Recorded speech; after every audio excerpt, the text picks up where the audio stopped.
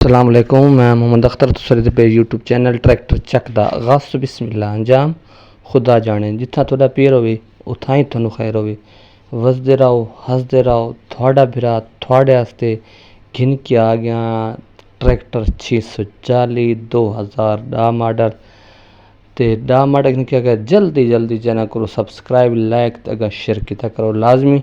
बाकी ट्रैक्टर तसल्ली नाल चेक करो 2010 मॉडल जेनवन टायरां दे विच 14 ने तले उत्ते पास थींदा है। जेनवन शो है, जेनवन तले रंग है, किल काबला सलफ स्टार्ट बैटरी मैकेनिकल पूंछ चंगा ते साफ ते सुथरा शो देख सकते वे। 10 मॉडल दा ट्रैक्टर बड़ा साफ ते सुथरा है। ट्रैक्टर दी मुकम्मल वीडियो देखो अगे पीछे करे सो तो मज़ा ना सी। ते हाले ताईं सब्सक्राइब नहीं किया है सब्सक्राइब ही करो।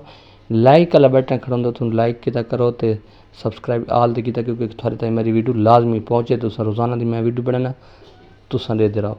तो बाकी ट्रैक्टर की बैक साइड चेक कर गिनो तसल्ली नाल देखो। कंडीशन थोड़े सामने, लुक थोड़े सामने, बैक थोड़े सामने, टायर थोड़े सामने, टायर 12 ने पास थी। बाकी ट्रैक्टर ठीक तसल्ली ले गिनो। कंडीशन थोड़े सामने। ट्रैक्टर की कीमत वगैरह थोक दस देसा। ट्रैक्टर तुसा चेक कर गिनो।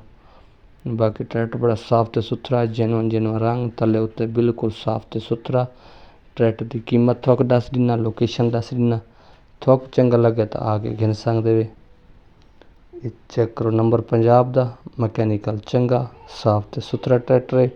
ट्रैक्टर की कीमत थोक दस दिना, थोक चंगा लगे तो आके घिन सकते वे। ट्रैक्टर बड़ा साफ है बिल्कुल मैकेनिकल चंगा, तले रंग चंगे, उत्ते रंग चंगा है। बेहतरीन ट्रैक्टर शो देख सकते वे, कंडीशन देख सकते वे मुकम्मल। ए ट्रैक्टर की पिक्चर तुस देख सकते वे। रिमा ताईं सोहना ट्रैक्टर है। इंजन गियर से चंगा है साफ ते सुथरा। तो ट्रैक्टर की कीमत वगैरह थोक दसन वाला, लोकेशन दसन वाला। ट्रैक्टर बहुत चंगा है।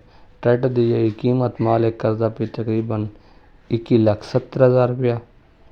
21,70,000 टोटल। जनवन 14 ने जो पास है, नंबर भी लगो है, टायर भी जनवन की दिखल है। हांडा टू बेदाग हर चीज़ अपनी किल काबला अपने।